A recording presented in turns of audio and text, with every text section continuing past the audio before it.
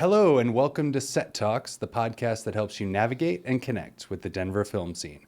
I'm your host, Nick Fiorella, and today we have the city producer of the 48-hour film project for Denver, Ilya Kushnir. How's it going, man? How you doing, buddy? Thank you so much for being here and doing this. My pleasure. I love the 48-hour, and so I'm so excited to talk to you about it and get the information out there for people that don't know. So I appreciate it. yeah, why don't we just dive right into it? So, well, for starters, actually, before we get into the 48, do you have a background in video production or anything like that led you to the 48-hour? Tell me about so that. incredibly underqualified. No worries. Well, how did you get involved with? It's a good question. I have a film degree from the University of Colorado at Boulder. And so I've always kind of been into photography and film. I started my career, I would say, working in a photo lab at Wolf Camera when I was 16.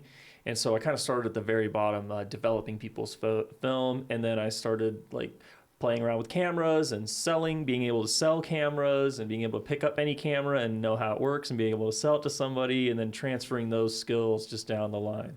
And so eventually it led me to being really adept technically with camera equipment, but less theoretically. So I went to study film theory. And so my specialty is film psychology. So kind of being able to, say, watch an entire feature film, pause it on any frame, and write a 2-page paper on that one frame. That's kind of like what I'm all about. Cool. So that I guess explains my background and why maybe I'm qualified. I don't know. I think anybody could run a 48 as long as you're just into it and you like it and you're doing it for fun. And it's just herding cats, right? So if you can herd cats, you can run an event. And you do a lot of events around Denver, right? So yes. like the 48, I feel like as far as hosting it, you kind of probably, you are a good candidate as far as your experience with some of what I've heard about, which I don't know the full scope of some of the work that you do. But. Yeah. So I mean, I am an MC. And I've officiated people's weddings and hosted events and stuff like that. So I'm great doing the actual events. That's super fun for me. On another level, on a business level, I own a photography and photo booth company. So I've traveled the world doing large scale corporate activations. So big companies hire us to represent them on site. So Adidas hired us to do the Major League Soccer finals in Washington, D.C. And we had a cool photo activation for them. Stuff like that. Cool. Well, aside from the 48, how would people connect with you do you have a website for some of the... Yes. So my business website is joysquad.com, and I own Joy Squad Denver. We're a national company, and you can connect with me on Instagram. I am Faded Laser. Nice. Cool, man. All right. Well, what about the 48? How did you end up being, the producer Great of it question. in Denver? Whoever convinced me to do that is a genius. And that would be Mark, who started the 48 20 years ago. So I've been doing the 48 and involved on and off since 2006. That was the first year that it came to Denver. And at that time I was in college at CU Boulder. And so I just got my friends together, had a team, made a terrible film, made every single possible mistake you could ever imagine. And it was the best, worst experience ever. So I was just like, okay, yep. I got to do this again. And so on and off, I did it throughout the years and did every single role. So from running teams to, being a cinematographer or an editor or every single aspect of it, I did it. Acting, whatever, you name it. So I just always loved the experience and always thought it was great, even though it could be the most frustrating, terrible experience you've ever had or the most incredible experience you've ever had. And I wanted to be able to facilitate that experience for other people.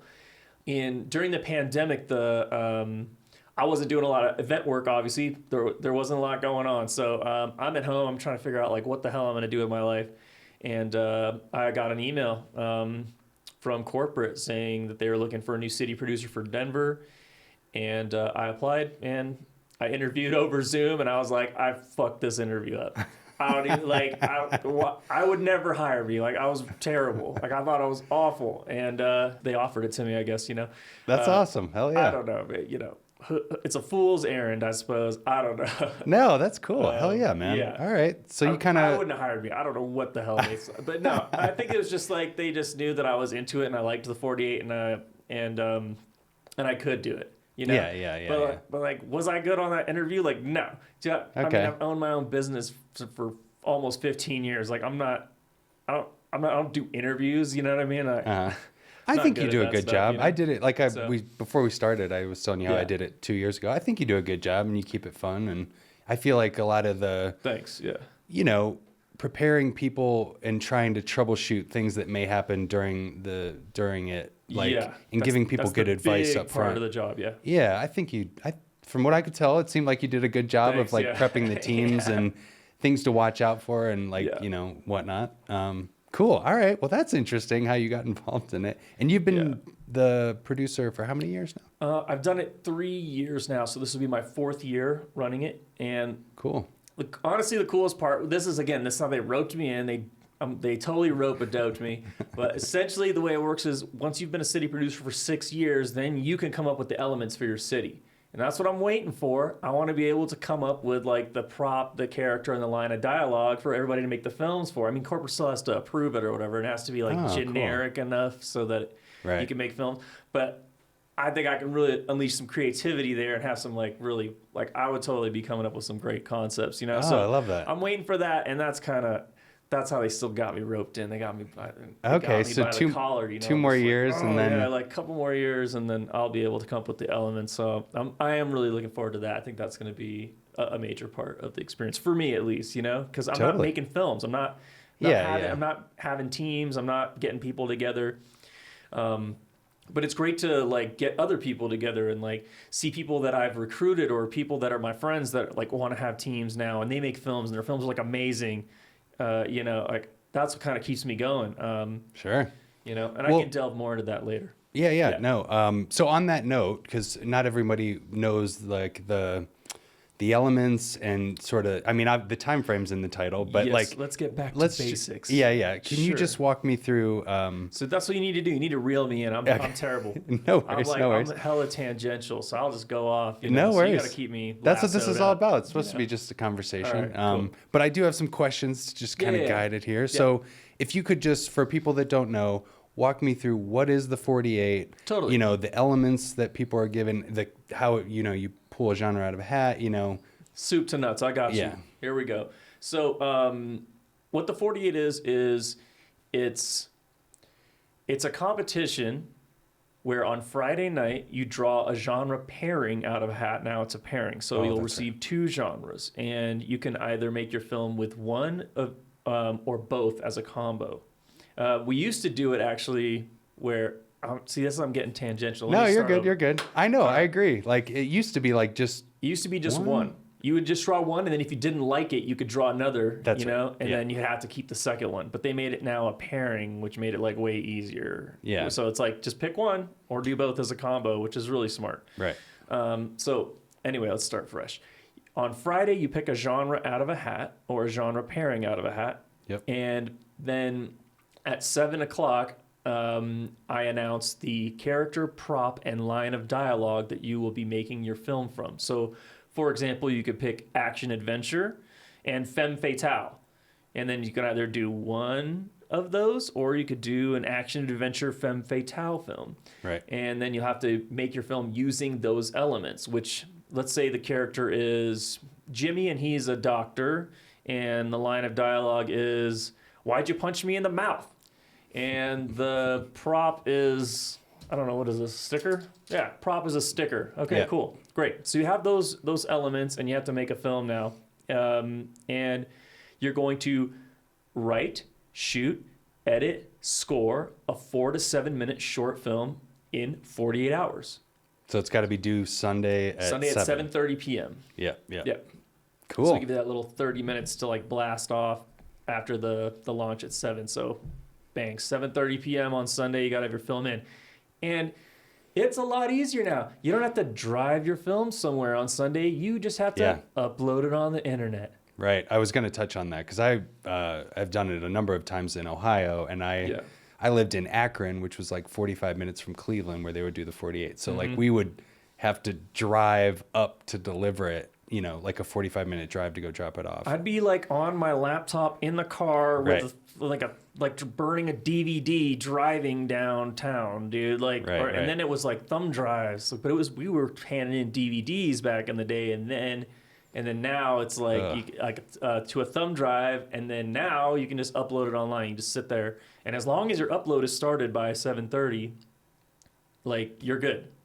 It's really cool the way that corporate has built it. This guy Wouter from the Netherlands, he built the website, and it does a checksum on your file. So you can't be doing no cheeky stuff like trying to upload a different file or re-editing and uploading. It does a checksum on your file, and it makes sure it's the original file that you uploaded at the time. And then if your upload gets messed up or something, you can start it again, and it's just uploading that to that same file. But if you replace the file or change it or re-render it or do something cheeky, it knows. Okay. So, what about if it's uploading? Is that the time considered to be It doesn't have to be finished. It doesn't have to be finished uploading. uploading. It could be like 7:25 and you're at 1%. And as long as you're like, and this happens all the time. Like, people have internet problems, or their stuff goes out, or they're they're on their like Wi-Fi at their friend's house, or I don't know. Everything happens. So I spend that whole last like couple hours just like calling people, just get your file in. Like, what are you doing? Like, just render something. Okay, it's not fully done yet. At least have something so you have an on-time film. And then if you don't like it, cool, upload something later that you really want to be shown.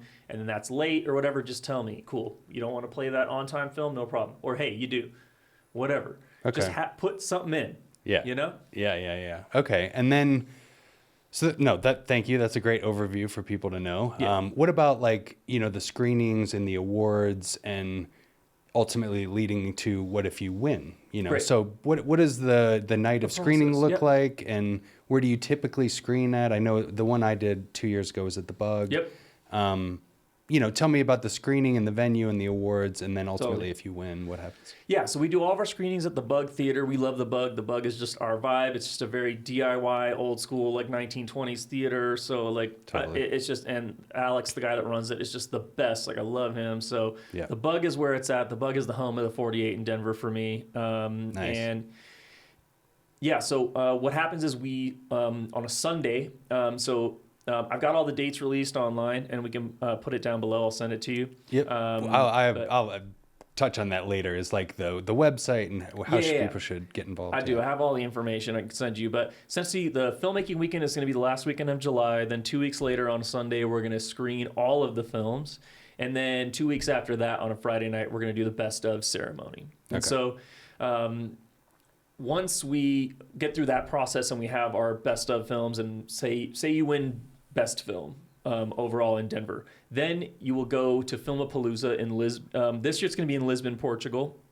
This March, but it will be it's in a different city around the globe every year, where all of the best films from every city go in battle. So there's about 100 cities globally that participate in the 48. Yeah. And so then all the best films go battle. And then some of those films get selected to be screened at the short film corner at Cannes in France. That's awesome, yeah. They sent like 6 or 7 films last year to be screened at Cannes. Yeah, that's awesome. Really cool. What about the like awards? What are some of the, does it kind of follow the Oscars model, or what are some of the awards for like the best of and whatnot? Totally, yeah. So, best cinematography, best editing, best writing, best actor, best actress, best supporting actress, or just best we really try to, we have 3 judges look at all of the films. It's not me. And we have a judging rubric, and they go through all that stuff. And then we have like a big meeting, and we discuss everything. And we just really, we have all the standard stuff. And sometimes I'll just like make up a category because we really want somebody to be, like this film, like there was one film last year that, there was best set design, and I gave that to somebody, but there was like, I just created a random one that was just like best setting, like I have the power to kind of just put in whatever awards I want, Okay. And there was a film that was shot in this old bowling alley that was like dilapidated and hadn't, been touched in like 50, 60, 70 years. It was just super run down. It was just like the sickest setting. They shot it in Victor, Colorado.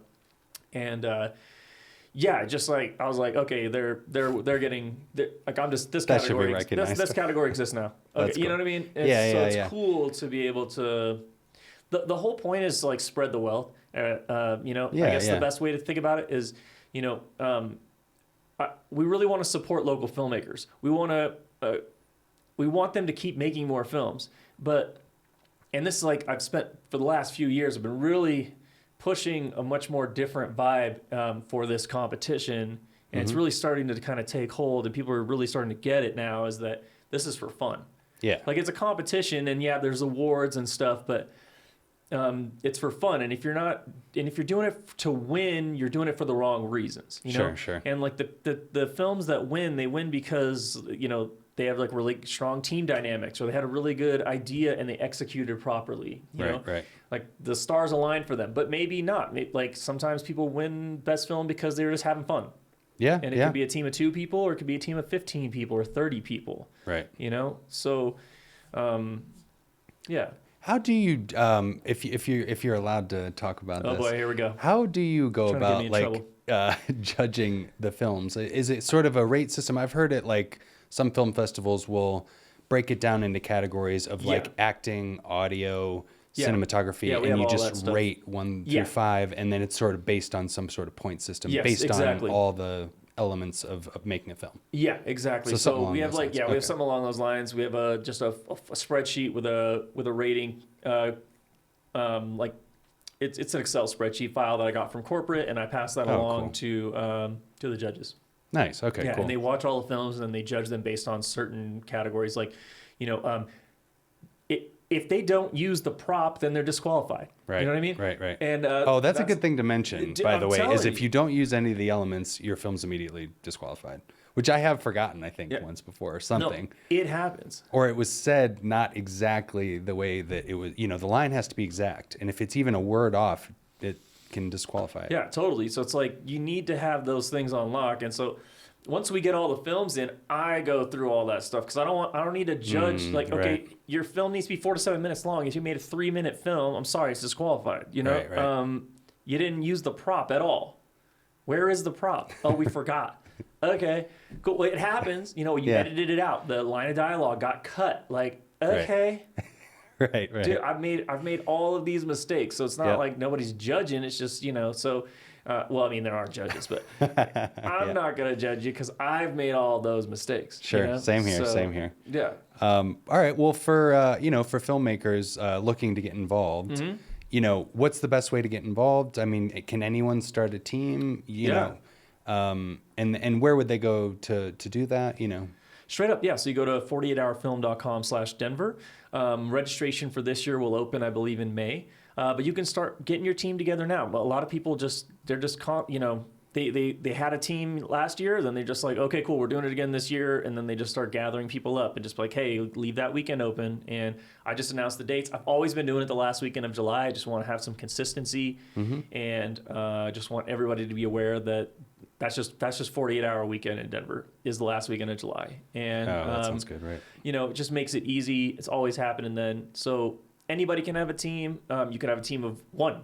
We've had people literally with a team of 1. They just do it by themselves, And That's we had a team of 2, and they won best film the first year that I ran the 48. So cool. And we have full professional production studios just like have teams, right? So it's whatever. Really, just get your friends together to have a fun weekend. Yeah. Do you guys typically have events leading up to it? So like, for example, if somebody was an actor or something like that, and they're just looking to get on someone's team, or a sound person or whatever it is, that doesn't necessarily want to like be the producer of the team or direct or anything like that. They just want to get on a team. Are there typically events or like social media channels that people should watch out for to kind of leading up to it, try to get on a team?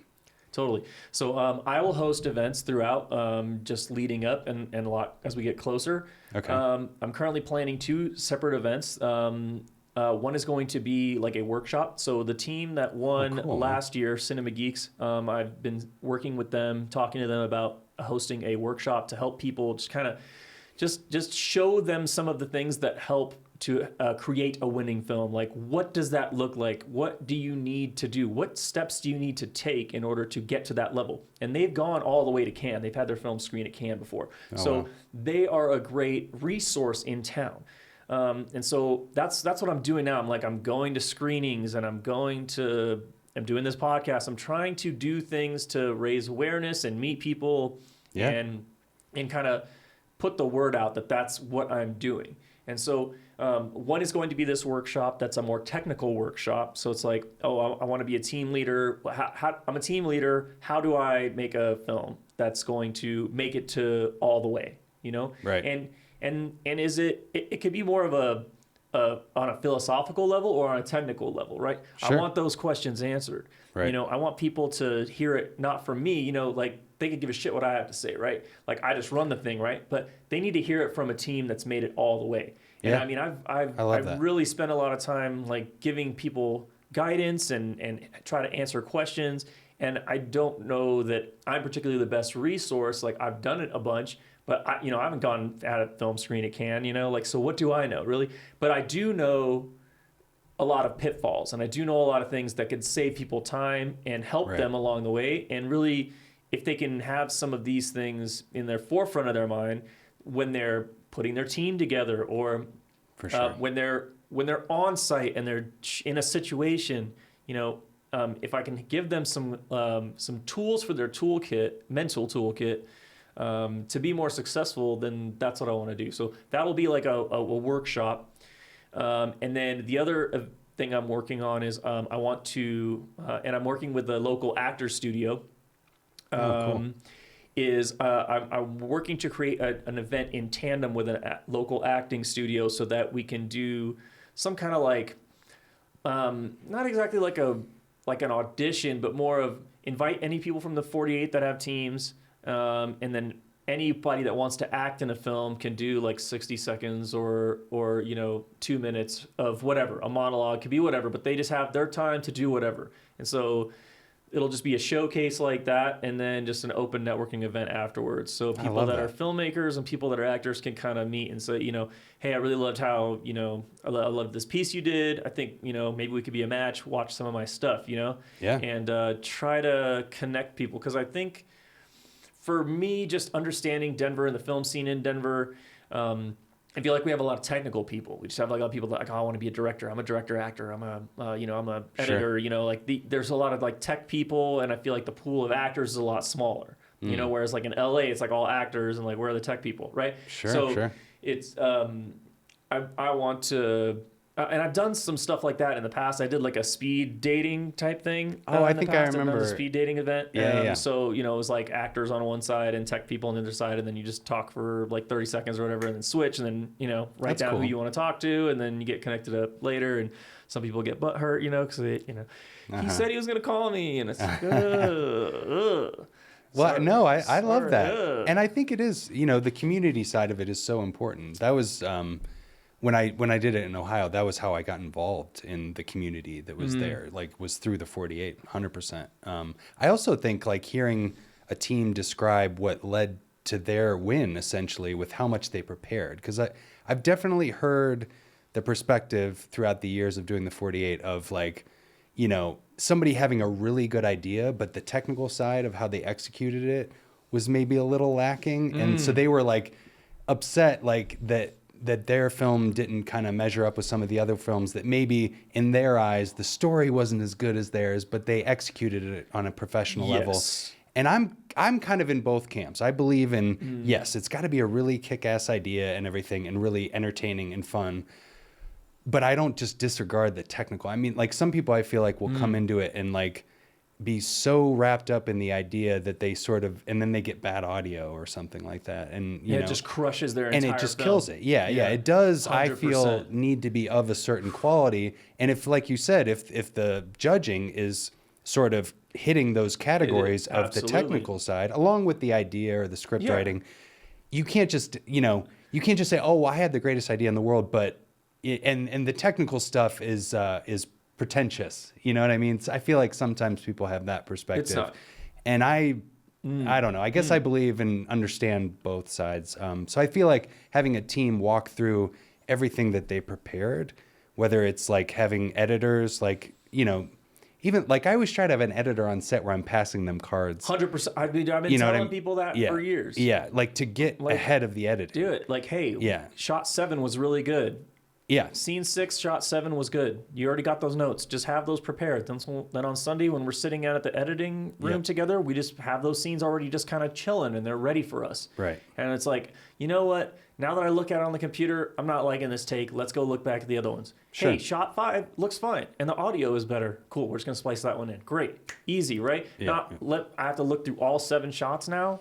Dude. Right. Which I've done, where it's like you write, direct, and then you edit. And at the end of a long shooting day, you're just like, I got to dive into you editing. Sometimes you got to reshoot. And that's even these guys, the winning teams, the teams that do that stuff, they will reshoot sometimes. They will have to come back. They will spend all day Saturday shooting, and then they'll have to shoot some other stuff Sunday because there was a mistake, or they didn't get what they needed, or they got to do ADR now, or you got to do a voiceover. And it's just like, be prepared for those things happening. Those things are going to happen. And I've done it where I haven't prepared for those things, where it's like, my first one that I made, I didn't shoot an entire scene. Or I shot the scene, but I missed a shot, like a very important shot or something, where it's like, where is this shot? Right. I've done that, where we had to film it on Sunday, like right in the morning, and then add it into the edit, where it's like, we really need this one shot. Like, And I didn't have that shot. I made the edit. The film made no sense. And was it going to make sense beforehand? Probably not. To be honest, like, I made such shit films, and it was terrible and hilarious and excellent. And it's like, you have to be... You don't have to be, okay? You don't have to be anything. And again, like, story first, idea first, right? Everything else second. What's the concept? Is it relatable? Can you make me feel something in 5 minutes? That's hard. Yeah, totally. Like, that's hard. And I've seen films on the winning level, on the best film level, that maybe were not the most technical films, were not like perfectly shot, but I don't think being perfectly shot is important either. I think the audio is more important than anything, because you've seen a documentary film that has grainy, shitty footage from the 1930s in it, and then a brand new 4K shot in it, and then something that's handheld shot at night, but it has this beautiful, perfect voiceover underneath it that glues it all together. So for me, I think if you have a great idea and you got great audio, we can forgive some of the imperfections in the shooting. You can people make feature films on iPhones, okay? Yeah, right. You don't it doesn't have to be shot perfect. It doesn't have to look perfect. Your exposure's a little off. Okay, but does it all look the same? Great. Sure. You had 2 shots that are a little bit fuzzy and out of focus. There's feature films out there that have fuzzy, out of focus shots. That's true. Plenty of them. Yeah. So that's not the point. They had the best take from that actor in that shot, and they picked that shot. Right. That was our best. The actor delivered the performance we were looking for. Oh, it's a little bit fuzzy. Whatever. Doesn't matter. No, I agree. I mean, I've seen a lot of, and again, I'm kind of in both camps of thought. I feel like with that, I've seen films that like were look production wise and shot with a really nice camera, and sound amazing too.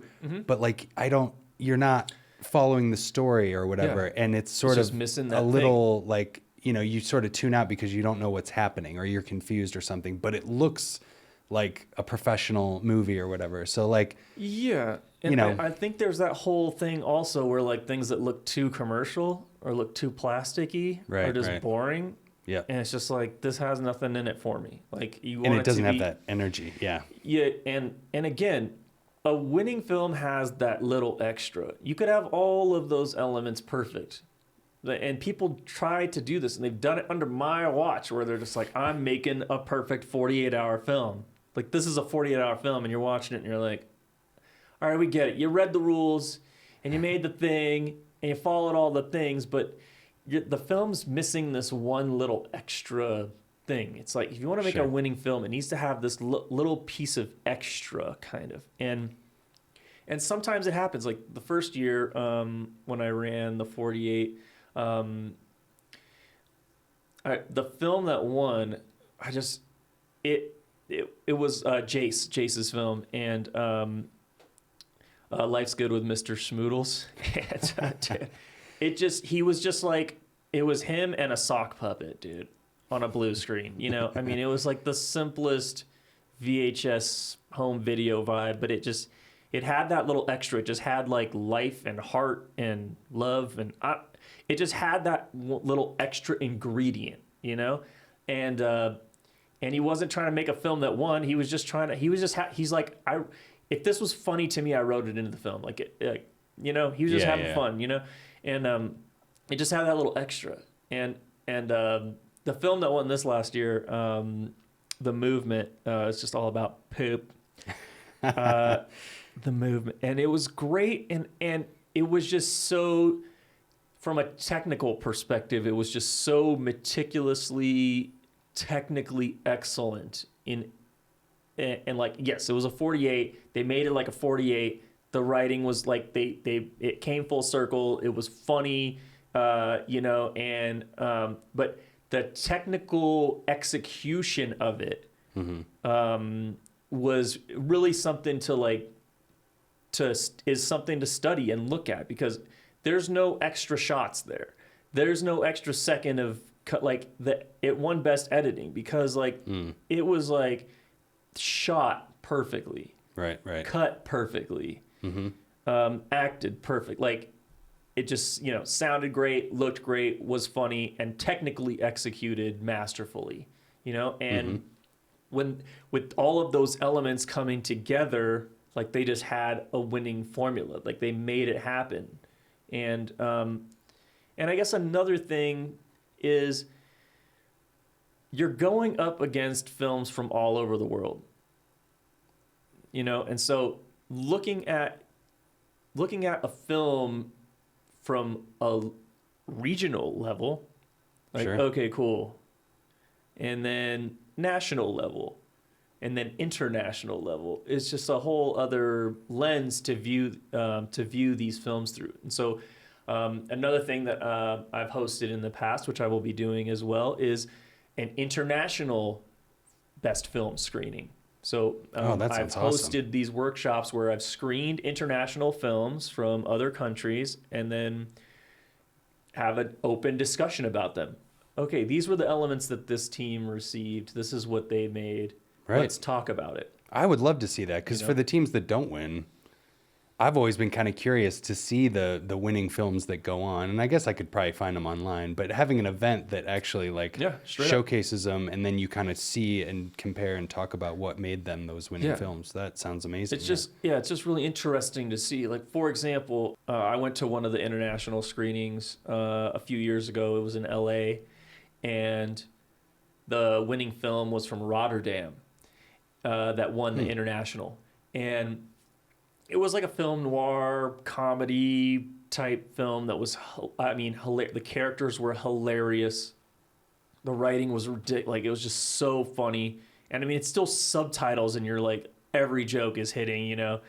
And just the guy's voiceover voice was this like pretentious photographer dude, and he was just so ridiculously funny. And the thing that really stood out about that film, besides all like the characters were great and all that, and I mean the fact that that jokes are hitting to like a American audience, you know, is like, dude, I mean, if you can pulling that, just that alone, pulling that kind of stuff off is ridiculous. And I bet there's inside jokes that we're not even getting, but like the way that they were, just the characters and the jokes and stuff were, but it was shot in black and white, and you could pause any single frame in that film and it looked like a photo. Right. That's cool. Like every single shot. It didn't matter if it was just a throwaway shot or a B-roll shot or just something you think was inconsequential. You could just pause it and it just looked like a beautiful photograph. That's cool. Right, you know? Right. So I'm telling, like, it's like that little extra, you know? They really like, it was that it all came together, but that little extra bit just for sure. Put it over the top. We covered a lot of different things to like consider. Is there like, you know, if you were going to give like a main tip for somebody going into the 48, especially if they haven't done it, is there some, what would that be as far as like the prep work or during production? Great question. I really haven't covered this yet, but when anybody asks me about the 48 or they want me to describe the 48 or tell them about it really quick, I can tell you like how it works and mechanically how it works. But I describe the 48 as the 3 T's. It's the weekend where you'll experience the 3 T's, and it helps me to remember too. But it's you will experience these 3 things on the weekend, which is time constraint, Yep. troubleshooting, and tight budget. For sure. It's a shoestring budget, right? So Yeah. those 3 things, like if you can make a film in 48 hours, you can do anything. That's what I tell people. And so Yep. you have to be able to make something with nothing. You Yeah. know? I think I spent the most of my money on like food. You know, That's true. like that's where I spent the money. It's good to feed your crew Right? well You gotta, for the you gotta, vibe. you gotta feed them. Yeah. You know, Totally. and So actually, well, here's a question: is like, Yeah. what can people prepare beforehand? excellent, great question. Look, I mean, some people you could look. I'll be watching films and I'm like, they wrote this shit already. Yeah. You know? Right. And they just like play, and like the elements become throwaways. Right. You know, or they just like get it out of the way in the first 5 seconds. You know, Sure. they're Sure. just like, hey, Jimmy, nice pen. Yeah. Right. Why'd you punch me in the face? And then we see a whole. Do you know what I mean? Like, Yes. It feels like it was just dropped in, as like we opposed get to it. coming up with the idea based on the elements that we're given. You can and, tell the like, it's difference. just, I mean, Yeah. I've been doing this for so long, and anybody in the 48 can tell. Any judges can tell. Anybody that's like done it can tell. Yeah. And it's just like that's what I try to tell people. Like, in the spirit of the 48, cool. Like you've got concepts, you've got idea. You've been swimming around with something already. Cool. Like that's Sure. great. You know, one year, you know. One of our directors, like the guy that was directing, he's like, oh, I've had this idea for a long time. That's this and this, and I think this would work perfect with these things. Let's write this into an idea, you know. Or like, our film's gonna be all improv anyway, you know. So let's just like, right. here's my concept, you know. So we just like improv the whole thing and just like figured it out each scene, you know. And Okay. Yeah, you know, yeah. So just like, what can you prepare? Get a really solid team put into place. Sure. Understand that you need like an editor or 2, you know? Yep. Like you're the team leader, you're gonna do the final cut. Great. Have somebody that does the triage. Like you said, you're handing over cards and it's got Yep. the info written on it. Cool. These are the scenes that I want cut together. Yep. Bang. Then the day I'm on Sunday, I'm fresh, maybe I got some sleep. Yep. Cool. I'm gonna sit and I'm gonna bang this out for 8 hours. Right. Great. But even just syncing the audio, having that edit, like a Something. You assistant need editor. You need that. It's during a must. Saturday. During Saturday, Yeah. it's a must. Right. You know, have a sound person. Sound is really important. A lot of films get crushed by sound. If I can't Right. hear the story, then I don't know what's like, unless Yeah. you have a silent film, Yeah. you Right. know, and you just got music going on. Like, have a dedicated sound person. It makes all the difference. Have somebody doing the sound mix. Have them edit all the audio for you. Like, that is so crucial. They need to be there with a boom mic, or they need to be running lapels, and they're doing the mixing on site. And then when it comes to the edit, you're past there. Like, you've got it all synced together, but you're passing them the files, and they're running the files and massaging it and sending them back to you. And you got to have like a solid mix, you know. It's really key. I think a lot of people step over it when they're starting, when they're doing new stuff. Right. They really overlook sound. I think sound needs to not be overlooked. I really feel that sound is super critical.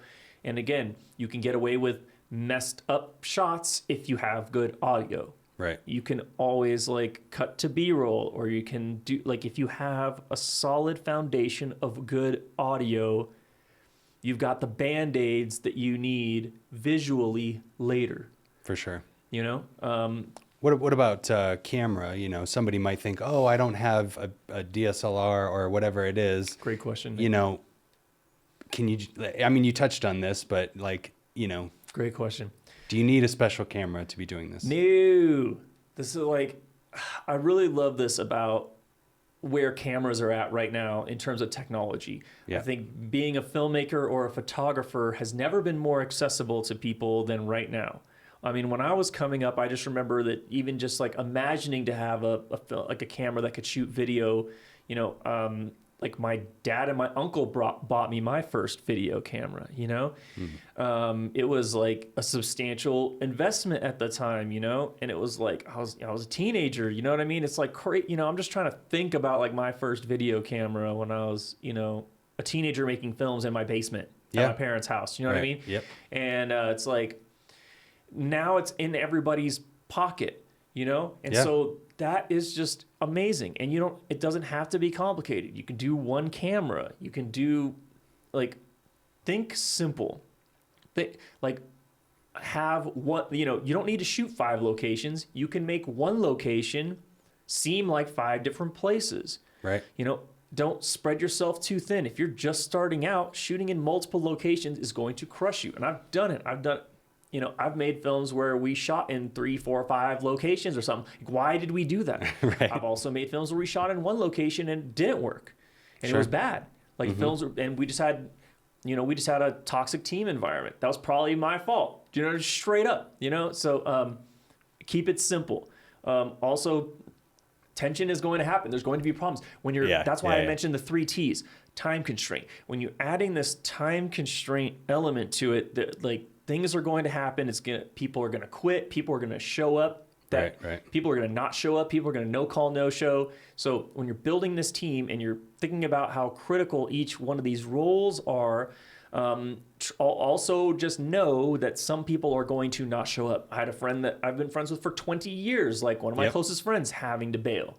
He's like, oh, my wife's got a thing now or something. I'm like, okay, you know, it's happened to me this too. weekend. Yeah. You know, you were my editor or whatever. You know what I mean? I straight up. Like, no, I've had it happen to me. it. I've kind of gone into it now too with the rule of if you can't commit to the day, then you know you can't be on the team or whatever. Essentially, like because we don't know exactly where things are going to fall, and I mean certainly like juggling someone's schedule of hey I got to be out of here by 1:00 is you know such a you know it can be a hindrance on everything and whatnot. Also, I think something important, just as in general with any film, even outside the 48, is the vibe on set. I think that is so important. 9 times out of 10, if everyone's having a really good time, the energy of the set or the film or whatever does. I feel like you can feel it on screen. Yeah, I can feel it. And sure. like you know, and if you as a director are creating this kind of stuffy, pretentious environment, then that can maybe sometimes hinder. Now, at the same time, maybe not. You know, I could be wrong about that. No, like, you're right, dude, if it's like, you know, dude, I've done it. Yeah. I feel like it is important to really communicate to everybody that this is supposed to be fun, and that's what I really push at all the events, at the launch event, at any time. Like, and I think it's starting to sink in, and I'm seeing it in the films. Like I'm feeling it and I'm seeing it. I think it's like weeding out these people that are just trying to like win something. Like you want to win something, like go do something like that. You know, that's not what this is about to me. Sure. To me, it's about like meeting people and networking with people. Like, cool, Absolutely. we did this film together and we worked really well together. We should start a production company together. Like, we should make films together because we work really well together. Like, I worked on a film where I was like editing alongside like a person that did like the special effects or whatever. You know, we're just like. We were able to work together very well. All the other people were not working together very well, but we were able to work together really well. So you might just like meet somebody that you gel with and can work on projects with, you know? And it's a good way to learn it, but it's also a good way to learn about that you're going to be working on projects where you don't get along with people. There's going to be issues. But if you as the team leader or the director can keep like a chill vibe, especially at the 48 and you guys are just having fun and you're having a fun weekend, oh, your film was late, but you still made a great film. Okay, who cares? Like you had a great time that weekend. Like it's less about the final product and more about the process and can you deliver? Are you able to deliver? Because in the real world, you have to deliver. You have a project, you need to do the project, and There's you need a deadline. to deliver. There's a deadline, and you need to deliver. And so, can you do that? And this will teach you that yes, you can. And every time you are faced in a situation where you think you can't, or you're worried, or you're like, oh, I've got too much going on. You're like, yo, I made a film in a weekend. I can get this project done. And I can call somebody to help me if I need to. But I know that I have that skill set in me to finish something and complete something, because I do have that work ethic and I do have that in me, and it exists in me, and I know I can do it. And if you can remind yourself about that whenever you need to, that's super powerful, and that's why I do this shit. That's why I run this. I 100% agree. I do videos all the time for work, and I like when everybody else on the marketing team, because I'm just like a part of a marketing team as an in-house video producer.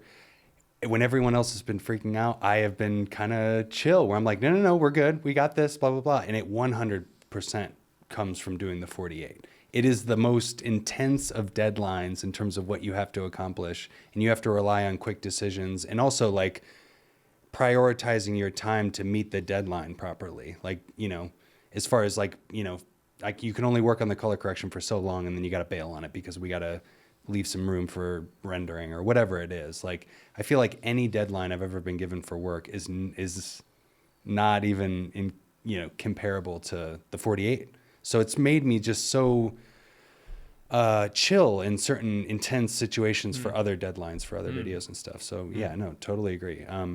Well, one thing I just wanted to point out is how much I really appreciate you diving into the thought process behind the community of it.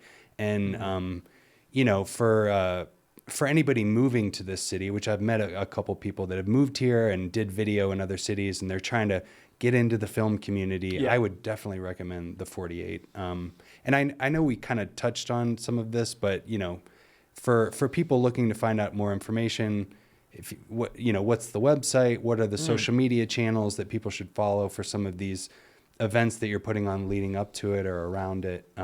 Just one more time so we have that. Yeah, totally. You should go to 48hourfilm.com/Denver. I list all of the screenings and events that I host are all going to be listed there. I'll do happy hours, stuff like that. And I'm a boomer, so like I'm terrible with social media. You know, I'm in the same boat. I'm trying. I use a rotary phone. You know, like Nice. you know, like I'm kind of terrible with when it comes to social. But join the email list when you go to 48hourfilm.com/Denver. Join our email list. That's my main method of communicating, because there's 1,000 people on that list. So if there's an event, if there's a launch, that's where I send the info. But the website is great. I keep that very up to date. So right now you can see the filmmaking weekend, the premiere screenings, and the best of screening. It's all listed there. And soon I'll be adding those workshops and networking events that I told you about. Awesome. Thank you. All right. Well, just to close out here, and maybe we touched on this a little bit, but, why should filmmakers and artists participate in the 48 hour? We'll kind of have that be our last question. Yeah. I feel like I hit those talking points pretty hard, but I'll reiterate. Sure. Just as a takeaway for this episode. No, totally. It's if you can make a film in 48 hours, you can do anything. It's something for your mental toolkit. And it's super important to understand how you work in a team environment. You're not only just going to be doing projects by yourself, even though you can, and it's great, but you're not always going to work in a vacuum. And if you want to be a professional in the industry, you're going to end up working with different teams, different people, and it's really important to understand team dynamics. I had to learn all of these things the hard way, from creating those toxic environments to creating the chill environment. Sure. From understanding delegation, because I was trying to wear too many hats and do every single role on my film, to being just an actor and just acting and observing from that point of view what it's like. Right. It gives you an opportunity to try out a role without consequence. I just got a new camera and I want to learn how to use my camera. Well, the best way to do that is to just throw yourself to the wolves. Right. You just have to make it work, because guess what? You're shooting a film now. So Right. Figure it out. I'm a big Canon guy, but I just got a Sony camera. Cool, great. You're going to figure it out now. You're going to figure out the menu, and you're going to figure out how this thing works, and you're going to shoot it. And, the editor has diarrhea, so they just bailed. You have to edit now. And it's like, well, I haven't edited anything in 20 years. Cool, you're going to learn. Mm-hmm. Yeah. Straight the up. The show must go on. The show must go on. So, you think you're all high and mighty and you're a director, but you never held a boom mic before? Right. How are you going to tell somebody or direct somebody how to do a role in a film if you've never done every single role on the film? Right. I agree with that. You can't tell the editor how to cut something if you've never sat down and cut something. You can't sit and tell a PA to run and get you coffee unless you've run and gotten coffee for people. Sure. That's not the vibe.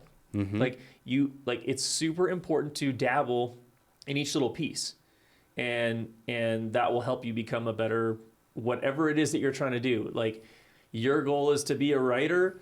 Well, how are you going to write if you haven't acted in a film? How do you know how to write for an actor? You don't. Sure. Yeah. But if you've been acting and you're like, oh, I'm repeating these same lines 100 times, trying to get a specific emotion out of it, you might be able to write that line a little bit better, or describe the scene a little bit better so that the actor really gets it. Instead of 100 takes, it's 7 takes for them to get it. Sure. Right? So no, hell yeah. Yeah, no, I definitely, 48 for me, just an amazing learning experience and community connection outlet for sure. So, well, hey man, thank you so much for doing this. I've been really looking forward to it, and I appreciate you coming on here. And thank you so much. Well, this is Set Talks, the podcast that helps you navigate and connect with the Denver film scene. Thanks for tuning in.